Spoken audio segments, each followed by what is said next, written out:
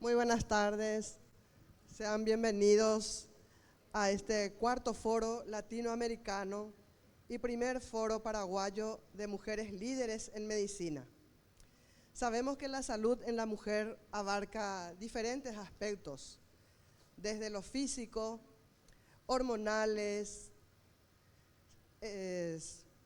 aspectos psicosociales, aspectos hormonales, creo que ya los dije. Por lo tanto, en este foro vamos a tener la presencia de especialistas en estas áreas que nos van a brindar diferentes información a la cual nosotros estaremos pendientes de que de que todas sus preguntas sean evacuadas y también se sientan libres de hacer las preguntas que quieran. En ese aspecto quiero hacer una aclaración. Al final del foro recién vamos a hacer las preguntas para que hagamos de forma conjunta y les sirva a todos, ¿sí? Bueno, siendo así, entonces invito a nuestra primera invitada, la doctora Tatiana Espinosa.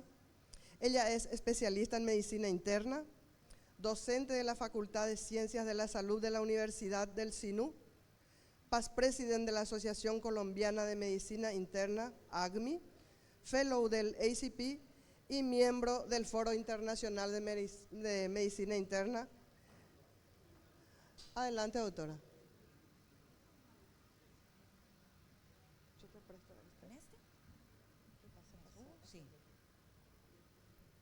Bueno, doctora, muchísimas gracias.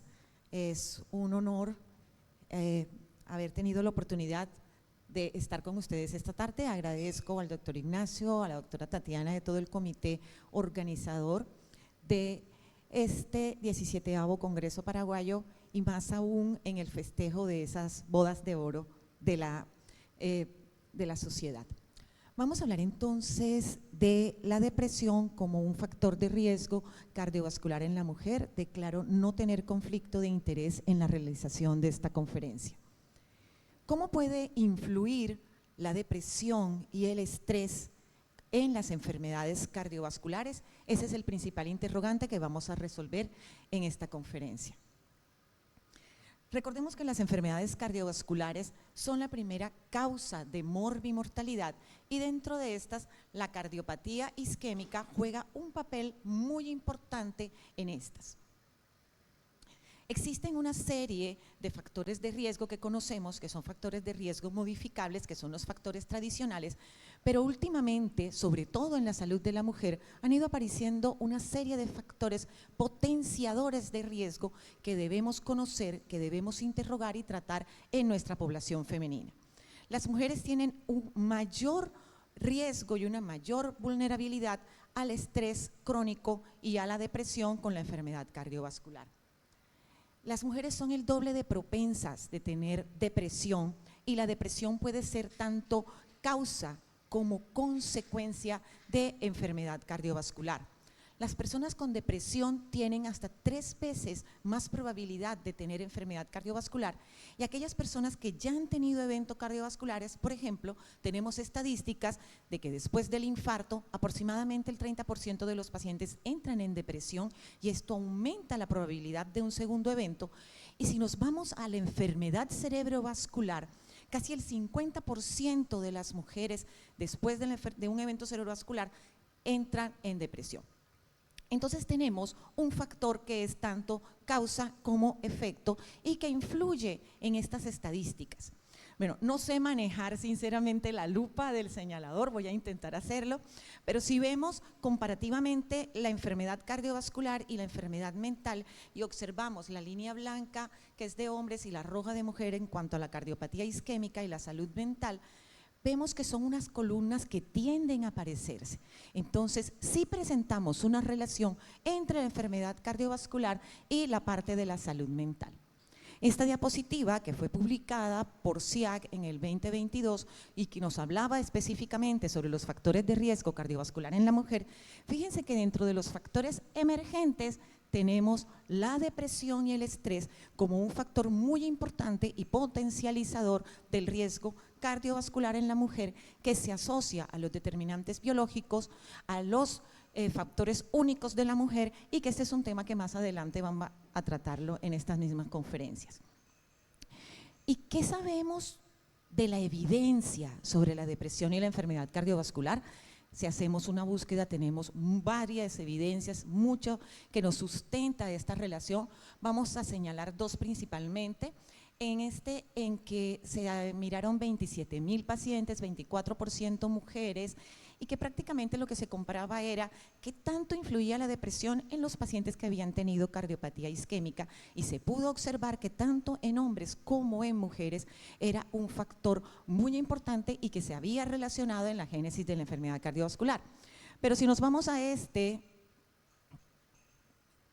que de 93,000 mujeres, que fue un estudio en mujeres posmenopáusicas sanas, en las cuales se evaluó a 4 años cuánto podía afectarles la depresión en cuanto al riesgo cardiovascular, y se pudo encontrar que hubo un incremento de hipertensión, un incremento en la obesidad, un incremento en el síndrome metabólico. En sí, la depresión nos conlleva no solo como un factor, sino que agrava otros factores de riesgo cardiovascular que son muy importantes para la salud de la mujer. Veamos algo entonces de la fisiopatología. ¿Qué es lo que pasa con el estrés y con la depresión, y que día a día nosotras como mujeres profesionales nos vemos enfrentadas a eso? No solo como la doctora que está atendiendo a su paciente mujer, sino a nosotras dentro de nuestra propia salud cardiovascular, que a veces también la dejamos a un lado. Entonces existe un factor genético, no es muy clara la asociación de este factor genético, pero se han encontrado alguna relación o algunas mujeres que genéticamente producen menos serotonina, y esto conlleva que sea un mayor estado depresivo y se constituye en un factor de riesgo para ellos. Definitivamente el factor hormonal, los estrógenos, nos protegen en nuestra primera etapa de la vida, nuestra etapa reproductiva, sobre la enfermedad cardiovascular. Pero ¿qué se ha ido notando? Se ha ido notando que mayor porcentaje de mujeres jóvenes premenopáusicas están presentando enfermedades cardiovasculares, y puede estar asociado a esa disminución o a ese efecto que puede hacer la depresión y el estrés en ellas. Y definitivamente tenemos factores psicológicos muy importantes, como es nuestro entorno y como es lo que se presenta al estrés, que vamos a ver a continuación. Entonces el estrés puede constituirse, o está definido, como un estrés agudo y un estrés crónico. Este estrés agudo es el que nos va a producir los eventos cardiovasculares de forma aguda, y el estrés crónico, que es el que normalmente podemos observar, nos va a producir una disfunción endotelial sostenida, y es el que nos lleva a un peor pronóstico de la parte cardiovascular. Si miramos este gráfico y nos vamos al estrés agudo, es simplemente para recordar que puede ser individual o social. A veces no nos ponemos a pensar en esto. Individual, muerte de un familiar, el trabajo, que tanta sobrecarga de trabajo tenga, la mujer que es mamá, que trabaja las 8 horas, que tiene que responder por los padres, que es la cuidadora, y eso es una sobrecarga de trabajo. Estrés social agudo, un terremoto, una inundación, bueno, en fin. Y el estrés crónico lo dividimos en dos partes: el que se genera en el entorno familiar, y aquí entra toda la parte del entorno de la vida de pareja, del entorno del trabajo, si hay algún miembro de la familia con una enfermedad crónica o una enfermedad terminal, y que es una sobrecarga para esta mujer. Y con lo relacionado con el trabajo, las largas horas de trabajo, los turnos sin compensación, los que trabajamos en 2 o 3 sitios al tiempo, que para ir al Congreso tenemos que hacer maravillas porque tenemos que excusarnos en 2 o 3 partes.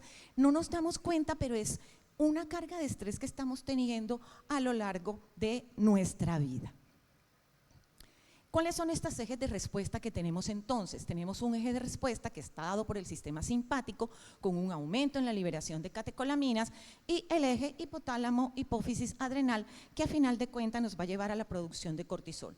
Pero ¿qué es lo importante de todo esto? Todo esto nos va a llevar a aumento de la presión arterial, a que hay una disfunción endotelial, y que se genera una serie de liberación de sustancias inflamatorias.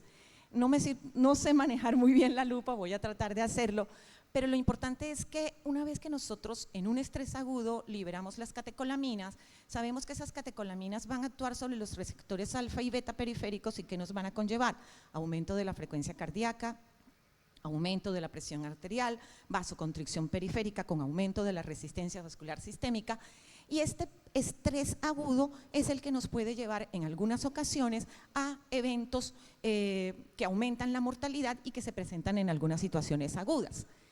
El estrés crónico, por su parte, y tenemos aquí lo que ocurre, bueno, creo que sí se ve muy bien, pero empecemos. Si hay una liberación de las catecolaminas, cuando se presenta la liberación de catecolaminas, secundariamente hay un proceso inflamatorio, el cortisol se libera para hacer su efecto antiinflamatorio, pero cuando el cortisol se libera en una forma muy crónica, ¿qué nos va a tener? Va a tener inferencia sobre el metabolismo de las grasas, sobre los carbohidratos, y es cuando empezamos a tener obesidad, sobrepeso, disfunción endotelial. En resumidas cuentas, cortisol, procesos inflamatorios, de todas maneras, aunque no está totalmente definido, pero tiene repercusión sobre el eje renina, se libera angiotensina 2 y por lo tanto que vamos a tener vasoconstricción, inflamación, fibrosis, apoptosis, que nos va a conllevar a un daño endotelial y que es una de las principales diferencias de género que vemos entre hombres y mujeres, que las mujeres somos más susceptibles a disfunción microvascular y endotelial y los hombres hacen más enfermedad aterosclerótica y por lo tanto muchas veces sus manifestaciones cardiovasculares son diferentes. Por otro lado, hablemos entonces de la depresión. Yo ahora que miremos los cuestionarios, me dije al final, Dios, estoy deprimida, pero bueno, la depresión es una condición que se caracteriza por cambios en la regulación del estado de ánimo, va a producir discapacidad y algo muy importante de la depresión es que además hace que la persona no tenga un buen autocuidado y que no tenga una buena percepción de lo que debe hacer en relación con su salud. La prevalencia es del 17%, las estadísticas dicen que al menos el 70% de las mujeres ha tenido algún episodio de depresión a lo largo de la vida y que se puede presentar desde la adolescencia, pero es mucho más prevalente cuando se da en la etapa de la perimenopausia y de la menopausia. Y la depresión tiende a ser mucho más severa. Los síntomas son muy variados.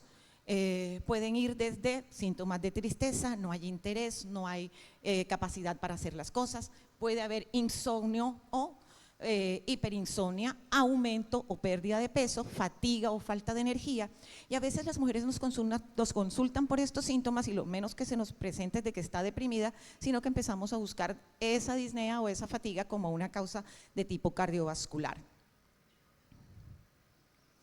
La depresión entonces, ya lo habíamos dicho, hace menos adherencia al tratamiento, a las prácticas de autocuidado y los programas de rehabilitación. Y vamos a ir resumiendo.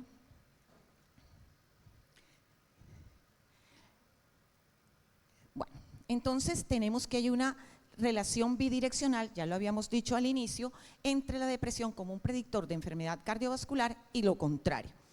Veamos los principales mecanismos entonces fisiopatológicos con la depresión. Por un lado de la depresión vamos a tener, como ya lo habíamos mencionado, alteraciones en los hábitos y puede producir incremento en fumar, en el consumo de alcohol, en que el paciente no tenga un adecuado autocuidado y no se haga rehabilitación cardíaca si son pacientes que han tenido un evento agudo. Y dentro de los principales mecanismos, las alteraciones neuroendocrinas, la activación plaquetaria, la respuesta a las plaquetas y la disregulación autonómica. Vamos a resumirlo aquí. Entonces, de los 4 principales mecanismos fisiopatológicos que nos van a llevar a daño endotelial, tenemos primero que todo una reducción de la variabilidad de la frecuencia cardíaca. Esta alteración en la variabilidad que se presenta porque hay una disregulación entre el sistema simpático y parasimpático conlleva a que la mujer haga arritmias y puede presentar alteraciones del ritmo y muerte súbita y enfermedad cardiovascular. Por este otro lado, la hiperactividad del eje, ya lo habíamos dicho, hipotálamo, hipófisis adrenal con la liberación de catecolaminas produce hipertensión arterial, aumento de la frecuencia, aumento de la resistencia vascular sistémica, ya lo habíamos dicho también, la liberación del cortisol, que va a tener alteraciones a nivel del metabolismo de las grasas y de los carbohidratos. Por otro lado, se ha podido determinar que los pacientes con depresión expresan mayor cantidad de receptores a nivel de la plaqueta, glicoproteínas 2B, 3A, trombomodulina, y se ha visto que aumenta la agregabilidad plaquetaria y por lo tanto una mayor predisposición a que se hagan episodios de trombosis. Y por otro lado, y muy importante, es la parte de los factores neuroinflamatorios con aumento de la proteína C reactiva, la interleuquina 6 y factor de necrosis tumoral.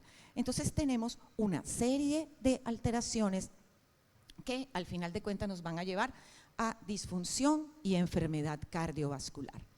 Esto es simplemente un resumen de lo que hemos estado hablando. ¿Quiénes son los más afectados? El corazón y el vaso.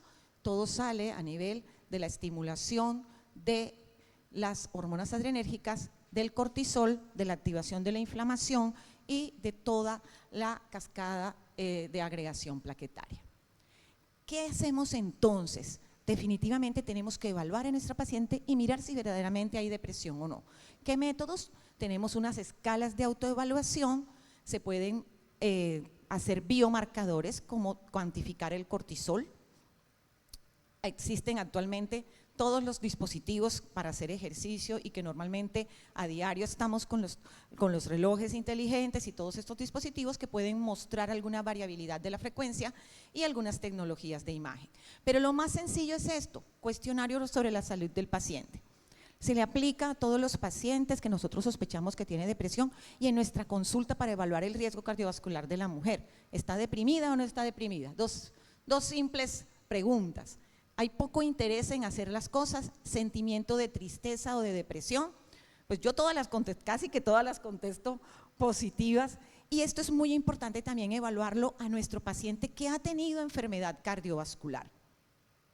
Si de ese cuestionario una de esas dos preguntas es positiva, hacemos el cuestionario para el paciente PHQ-9, que es lo que nos va a ayudar es a tratar de mirar qué tipo de depresión tiene y en qué estado está y poder dirigir nuestro paciente. Esto no es un trabajo para nosotros solos, esto es un equipo.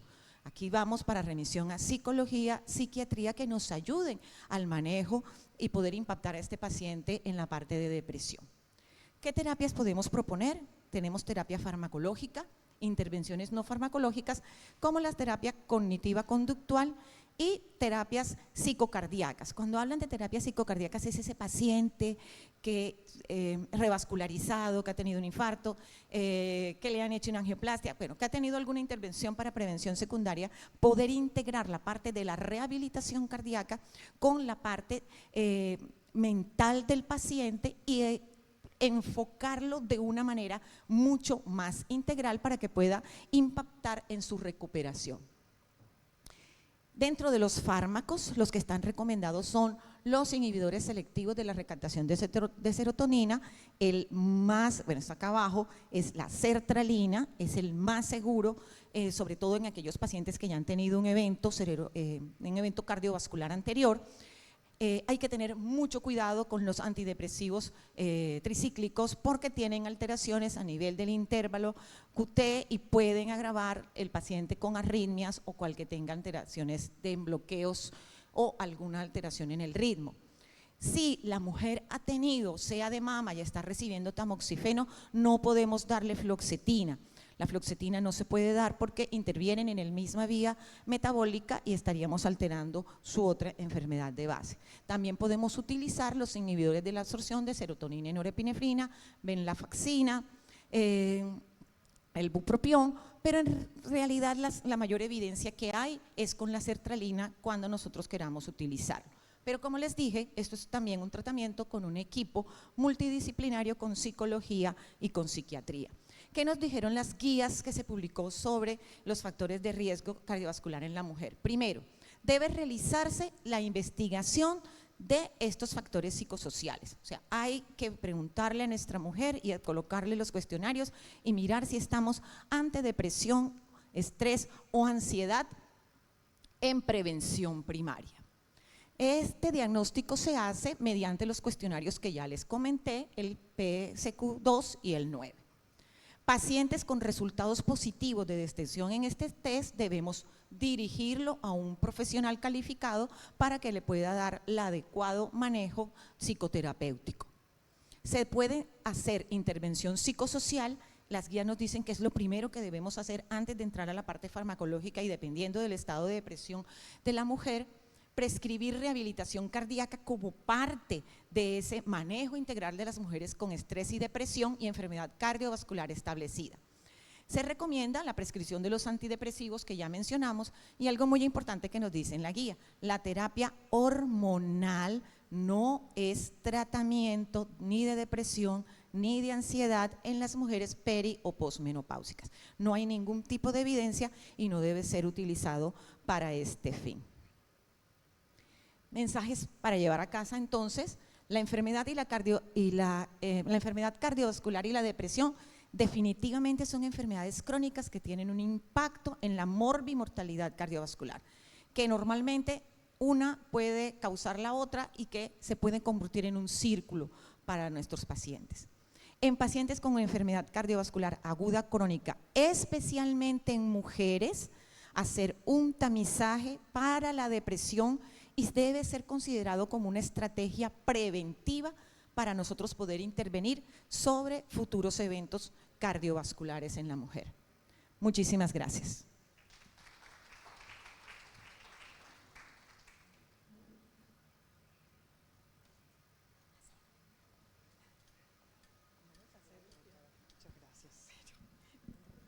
Muchas gracias, doctora Tatiana. Excelente la charla. El siguiente tema es la menopausia, un reto diagnóstico.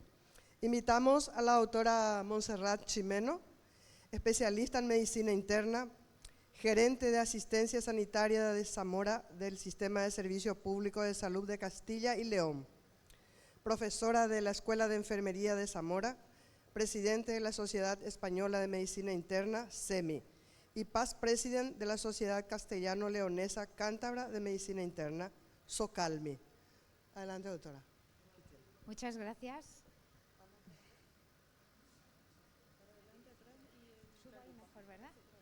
Muchas gracias a todos.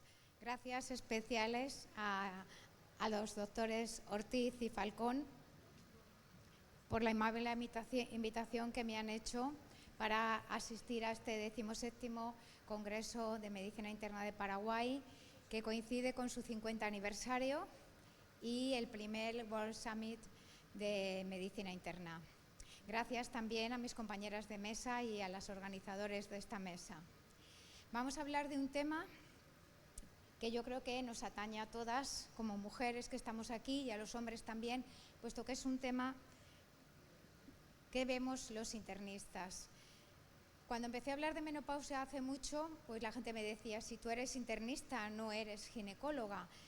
Evidentemente, pero es que este tipo de pacientes yo me lo encontraba mucho en la consulta. Pacientes que consultan, personas que consultan, mujeres, porque les pasan cosas y no saben interpretar bien y para eso acuden a un internista que desde nuestro punto de vista de entender a la persona de forma global podemos darle solución. Conflicto de intereses, evidentemente no tengo ninguno. Sabemos que la menopausia afecta a todas las mujeres, a una edad o a otra, más pronto o más tarde. Todas las mujeres, si llegan a la edad suficiente para perder su fecundidad, van a tener menopausia. Se ha ido la... No he tocado a nada, ¿eh? Bueno, se me ha ido la...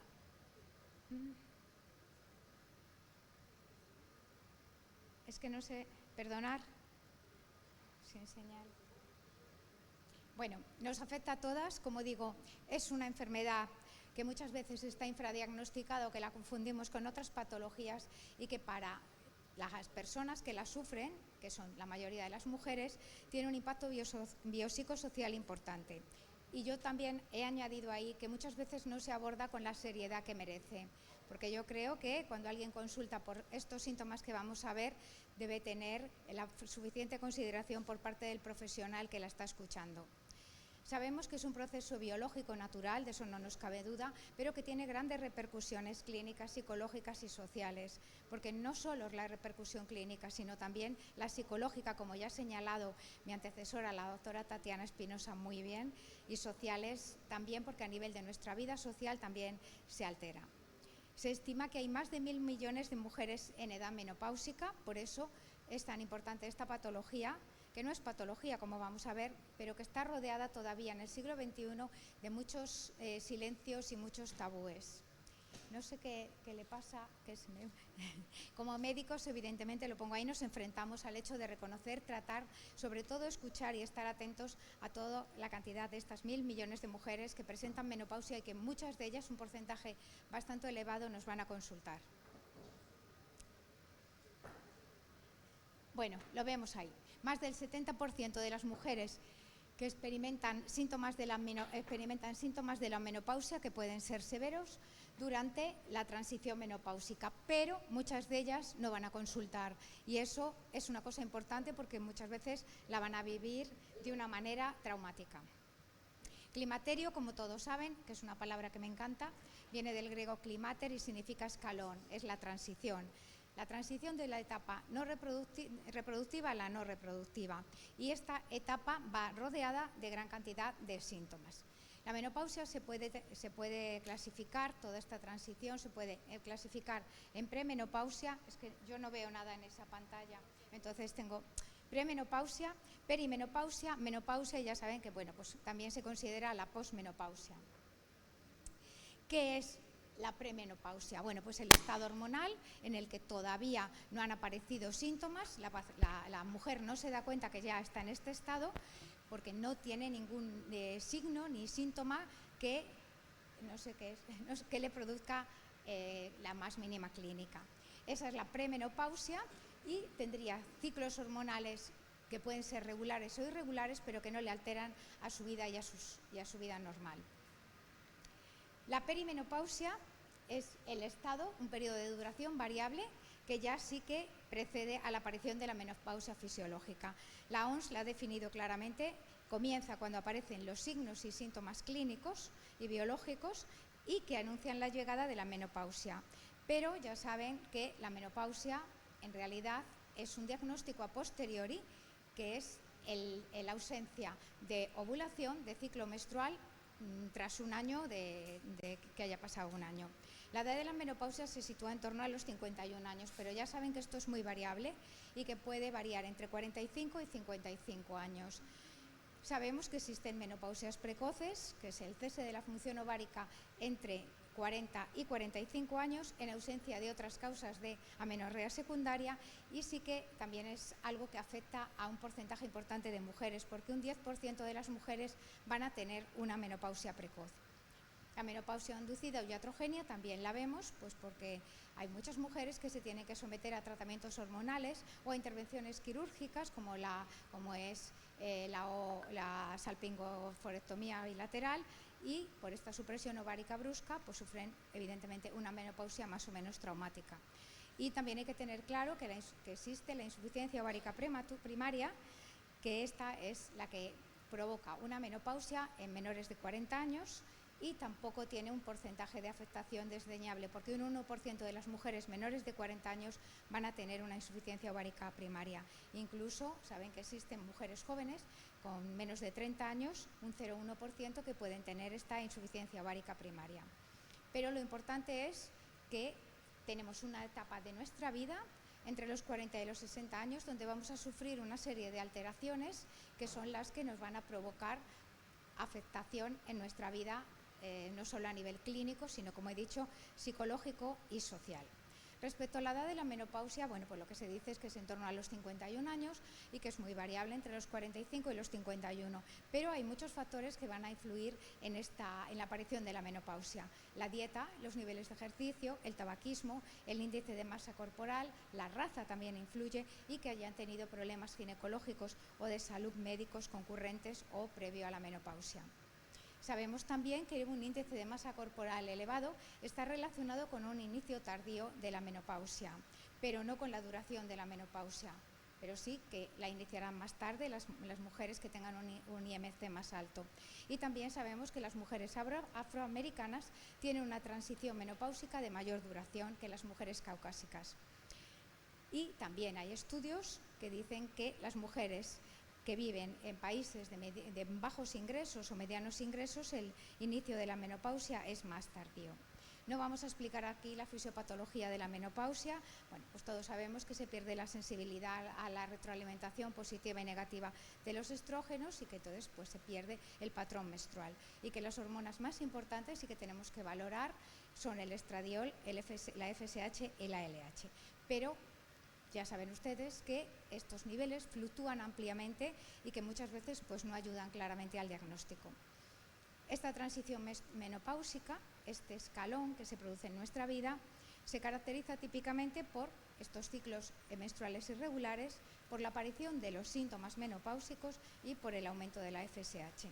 Pero esto no es así de fácil luego para el diagnóstico. Esto es lo que sabemos, pero luego vamos a ver que esto es un reto diagnóstico. Si esta es la fisiopatología, vamos a ver cuáles son los síntomas. Un tercio de las que experimentan estos síntomas, de las mujeres que experimentan síntomas en la menopausia, los informan como graves y que afectan a su calidad de vida. Esto es importante. Las mujeres asiáticas, ya he dicho que influyen mucho las razas, las etnias, las mujeres asiáticas suelen verse menos afectadas por algo que las mujeres caucásicas tenemos muy frecuentemente, que son los síntomas vasomotores. Las mujeres asiáticas no tienen este tipo de síntoma tan invalidante y tan molesto como son los sudores nocturnos o los sofocos. Pero, evidentemente, esto no se aplica a todos los pacientes. ¿Por qué es un reto el diagnóstico que parece tan fácil, ¿no? Pues llegas a una edad, pierdes la ovulación y parece que mires unas hormonas y ya tienes hecho el diagnóstico. No es así. Y lo veis todos, lo vemos todos en nuestra práctica clínica diaria. Es difícil diagnosticar la menopausia porque tiene una enorme variabilidad sintomática. Nos van a consultar, las mujeres van a venir a nuestras consultas por múltiples síntomas que muchas veces conocemos, pero que muchas veces no pensamos en ellos a la hora de hacer un diagnóstico. En la menopausia sabemos que hay síntomas a corto plazo, algunos de ellos ya los hemos mencionado, como son los sofocos y la sudoración nocturna, palpitaciones, mareos y náuseas, insomnios, depresión, ansiedad. Ya he hablado también de la doctora Espinosa de lo que es la depresión y cómo el influjo hormonal es importante, la disminución de la libido, la dispareunia, la sequedad vaginal, artralgias, trastornos genitourinarios como mayor frecuencia de cistitis o la serosis, que es algo también que causa muchísimas molestias porque esta serosis provoca prurito, que muchas veces también hay que tenerlo en cuenta para hacer el diagnóstico diferencial cuando nos consultan por prurito. Estos síntomas a corto plazo, bueno, los conocemos, pero muchas veces no tenemos todos en la cabeza a la hora de tenerlo en cuenta que puede ser una menopausia.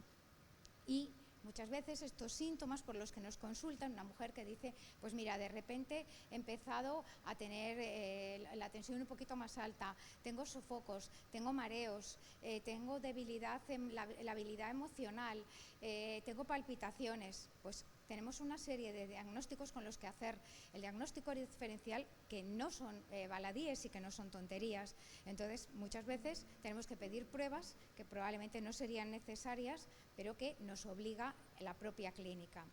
Por otro lado, hay síntomas a largo plazo, como son la osteoporosis, el agravamiento de otras patologías que ya existían en estas mujeres, como es la endometriosis, los fibromas uterinos o los pólipos, las mastodinas o mastopatías benignas, las enfermedades cardiovasculares, que ya ha hablado la doctora Tatiana, las enfermedades neurovasculares, la dislipemia, pero hay que tener en cuenta que una mujer no te va a llegar a la consulta a contar todos los síntomas y vas a ver claramente que es una menopáusica porque te va a decir que hace un año ha perdido la regla. Es que muchas veces no se sabe bien cuándo se pierde la regla. El diagnóstico a priori sería muy sencillo si nos dijeran hace un año que no tengo la regla, pero muchas veces no son conscientes porque tienen ciclos anovulatorios o porque han tenido tratamientos cada vez más frecuente, que tomemos anticonceptivos orales o tengamos dispositivos intrauterinos, que eso va a dificultar el diagnóstico de la menopausia.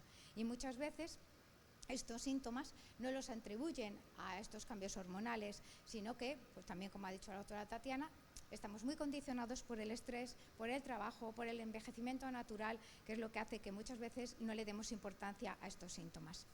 No se puede hablar de menopausia sin hablar del SWAN, que ya sabéis que es el estudio transversal que se hizo, el estudio de seguimiento que se hizo en Estados Unidos durante más de 30 años a las mujeres menopáusicas y que aportó muchísimos datos, y mucho de lo que sabemos ahora y de lo que yo he mencionado ya es debido a este estudio. Entonces, vemos ahí, en cualquier sitio lo podéis consultar, toda la cantidad de síntomas que yo os he dicho y muchos más, como algunos son transitorios, como incluso hay deterioro cognitivo asociado a la menopausia y bueno, pues la cantidad de síntomas que tiene una mujer menopáusica.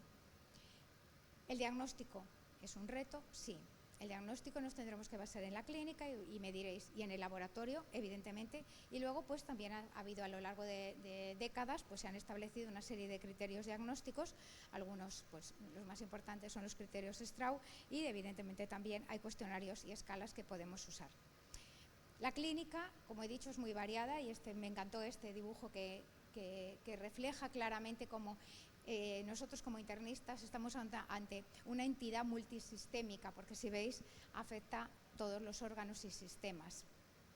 Las determinaciones hormonales, como he dicho, pues bueno, sí, son importantes, determinar la FSH, determinar el estradiol, la progesterona y la inhibina, pero que sepáis que sufren importantes fluctuaciones y que muchas veces no nos van a ayudar hasta que pasa tiempo.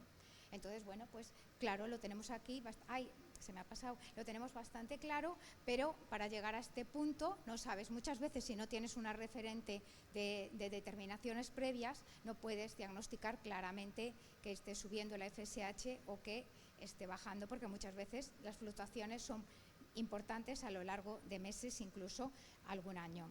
Y bueno, pues también podemos apoyarnos en otros test diagnósticos, evidentemente. Ahí tenéis una prolactina, habrá que pedirla, evidentemente, para descartar causas de hiperprolactinemia.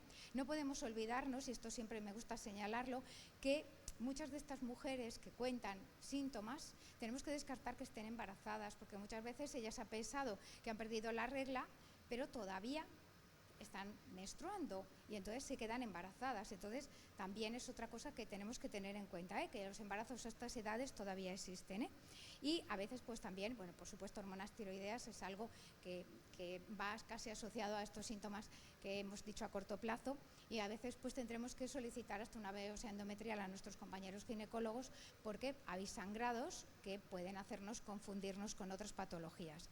Bueno, ya sabéis que hay muchísimas formas de clasificación de la menopausia, temprana, tardía, que los criterios de Strauss nos ayudan un poco a clasificarla, pero que no nos van a dar un diagnóstico. Igual que las escalas, ¿no? Cantidad de escalas que nos pueden ayudar al diagnóstico, pero el diagnóstico, que no se nos olvide nunca que es esencialmente clínico, por eso es tan difícil y por eso es un reto diagnóstico. Diagnóstico diferencial, como he dicho, con todas las patologías estas y muchas más. He puesto puntos suspensivos adrede, pues porque muchas mujeres vamos a tener que hacer diagnóstico diferencial con una fibromialgia y al final es una menopausia que pasado ese periodo de acomodación se le va a pasar, o, como hemos insistido también, patología psiquiátrica. Cuando la mujer tiene menos de 45 años y ciclos regulares o está usando anticonceptivos, como he dicho, el diagnóstico se complica, ¿no? Entonces, bueno, pues nos podemos apoyar en estas determinaciones hormonales, pero no podemos basar el diagnóstico simplemente en una determinación hormonal. Hombre, cuando ya tienes 60 años, una FSH elevada, pues que no hace falta que nadie te diga nada, pero el problema es cuando estamos intentando hacer un diagnóstico.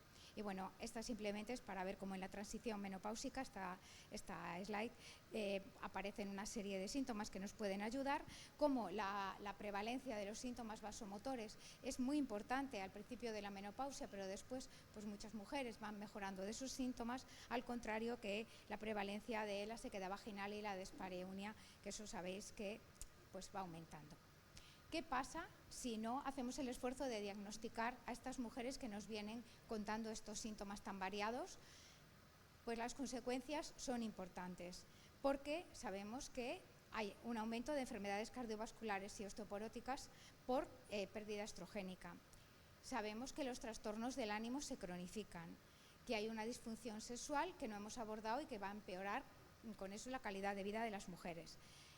Algo muy importante que también se ha señalado es prescripción excesiva de antidepresivos, ansiolíticos o hipnóticos, porque sí, muchas veces estas mujeres, una vez que les explicas lo que es, lo viven de otra manera y si no van a van a encontrarse raras, esta labilidad emocional, esta depresión, hace que se les prescriba indiscriminadamente medicación que luego no necesitan. Entonces, mujeres que sienten que algo les pasa y que nadie sabe decirles lo que es. Tratamiento, no me voy a parar, simplemente los vamos a mencionar, puesto que aquí lo que queríamos es sobre todo recalcar que hay que insistir en el diagnóstico. Sabemos que hay terapias no farmacológicas, hay tratamiento farmacológico, no hormonal y luego la terapia hormonal. En algo que yo creo que aunque no sepamos mucho tratar la menopausia, sí que la tenemos que saber diagnosticar y si es preciso derivarla al ginecólogo o a alguien que sea más experto, sí que tenemos que, nada más que diagnosticamos una menopausia, insistir en las modificaciones del estilo de vida. Algo tan fácil como la pérdida de peso, la reducción del consumo de alcohol, que hagan terapias cognitivo-conductuales antes de tenerles que prescribir antidepresivos o ansiolíticos, porque esto va a hacer que mejoren, ¿no? Hay mucho escrito y mucha bibliografía que aparece a raudales sobre la higiene del sueño, el ejercicio, los tipos de ejercicio, recomiendan unos yoga, otros pilates, otros medicación, acupuntura. El caso es que este tipo de terapia sí que está demostrando que tiene su efecto en las mujeres. Respecto a tratamientos no hormonales, para los síntomas vasomotores, que ya sabemos que son muy invalidantes y las que hemos tenido menopausia sabemos lo que es, pues hay muchos tratamientos que, bueno, pues cada uno le va bien uno u otro y no son terapia hormonal, pero siempre hay que hacerle seguimiento cuando pautemos algo, por supuesto. Y luego la terapia hormonal, que bueno, pues como ha dicho la doctora Tatiana también, porque me ha encantado ir detrás de ella, evidentemente no se puede tratar una depresión en la menopausia con tratamiento hormonal, pero sí que la bibliografía y hay evidencia suficiente para decir que las terapias hormonales contribuyen a mejorar los síntomas depresivos, los trastornos del sueño, los problemas cognitivos, que ya he dicho que incluso aparecen ya en esta edad, que muchas veces son pasajeros, pero sí que el deterioro cognitivo se puede evidenciar, los síntomas musculoesqueléticos. Y sobre todo, pues sabemos que la terapia hormonal, pues a la persona que esté indicada, a la mujer que esté indicada correctamente, pues le va a mejorar la osteoporosis y la enfermedad cardiovascular. Este es un algoritmo de los que podrían encontrar 40.000 sobre cuándo está indicada y cuándo pautar la terapia hormonal. Como en líneas generales, saben que cuanto antes se inicie mejor y que, bueno, pues en mayores de 60 años que lleven más de 10 años de menopausia, pues la mejoría va a ser nula.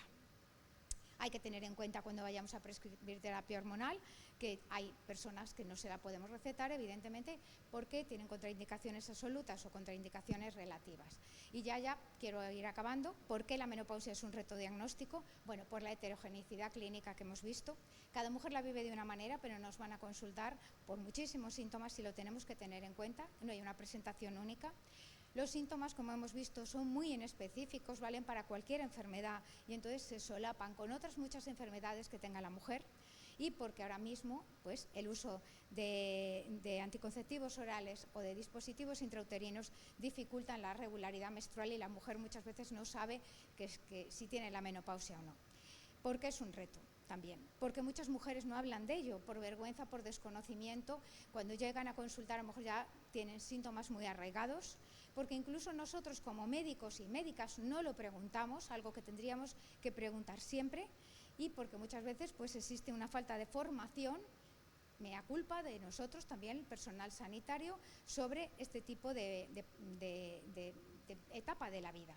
¿Qué podemos hacer desde la consulta? Por supuesto, escuchar activamente, hay que preguntarle, hay que estar atenta a todo esto que nos puede contar y pensar que puede ser una menopausia, no infravalorar los síntomas, la mujer lo vive como una etapa mala, la mujer que te consulta con síntomas, hay que escucharla, no infravalorarle los síntomas, actualizar nuestros conocimientos y si no nos vemos competentes para tratarlo, derivarlo, no pasa nada, hablar claro con la paciente y por supuesto si podemos pues ofrecerle opciones de terapia hormonal, no hormonal, recomendaciones de estilo de vida siempre, yo creo que esto es un apoyo importante. ¿Por qué es importante que hagamos un diagnóstico que digamos tiene una menopausia? Porque si no, pues esta señora va a andar rondando de consulta en consulta con múltiples síntomas y al final va a disminuir su calidad de vida.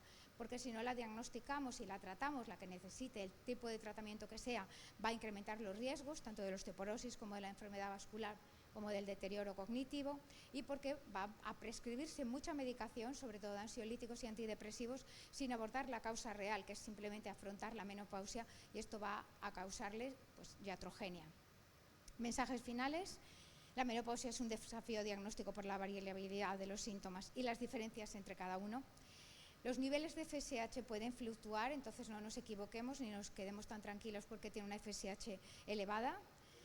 Hay diferencias individuales, cada mujer lo va a vivir de una manera. Es muy difícil el diagnóstico también porque muchas veces no te comentan es que hace un año dejé de tener la regla porque no somos conscientes por todo esto que hemos hablado, o porque tengamos tratamientos hormonales o DIUs, o porque simplemente no nos hemos fijado, y porque hay múltiples enfermedades que pueden confundirse con una menopausia. Que no se nos olvide, la menopausia es una etapa biológica, no una enfermedad, pero muchas mujeres lo viven como una enfermedad y entonces hay que estar atento a ella, pero es una etapa biológica más. Requiere un abordaje integral, informado y sin prejuicios, y parece mentira que en el siglo XXI todavía tengamos prejuicios para hablar de estos temas, y como profesionales sanitarios debemos escuchar, diagnosticar y acompañar. No es que la menopausia sea visible, es que muchas veces no la estamos mirando bien. Nos vamos a lo mejor a diagnosticar un carcinoide, un feocromocitoma, un hipertiroidismo, lo tenemos en mente y no pensamos que puede ser una menopausia. Porque lo que no se nombra no existe y lo que no se diagnostica no se trata. Muchísimas gracias.